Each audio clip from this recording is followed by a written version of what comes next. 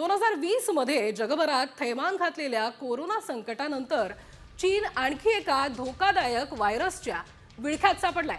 HMPV म्हणजेच human मेटाप्युरोमो virus नावाचा virus जो आहे तो आता वेगानं पसरतोय आणि ज्यामुळे चीनमधील परिस्थिती बिघडत चालली आहे. रुग्णालयांमध्ये मोठी गर्दी दिसतेय तर स्मशानभूमीत जागा नसल्याचंही चित्र पाहायला मिळतंय आणि या व्हायरसनं चीनमध्ये कोरोनासारखा कहर केलेला आहे.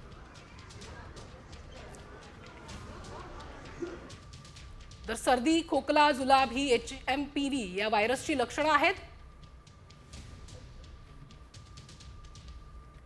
तर खोकला, शिंका किंवा संक्रमित लोकांच्या संपर्कात आल्यानं या व्हायरसचा संसर्ग होऊ शकतो. संसर्गाचा कालावधी 3 ते 5 दिवसांचा आहे. लहान मुलं आणि वृद्ध व्यक्तींना देखील लवकर संसर्ग होऊ शकतो. तर आपण बघतोय HMPV या व्हायरसचा प्रसार कसा होतो ते. HMPV वर कुठलीही लस उपलब्ध नाही आणि त्यामुळे हा व्हायरस अधिक घातक ठरू शकतो.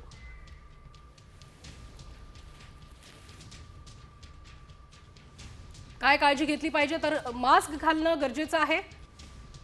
गर्दीच्या ठिकाणी जाणं टाळणं गरजेचं आहे. याशिवाय वारंवार हात स्वच्छ धुवा.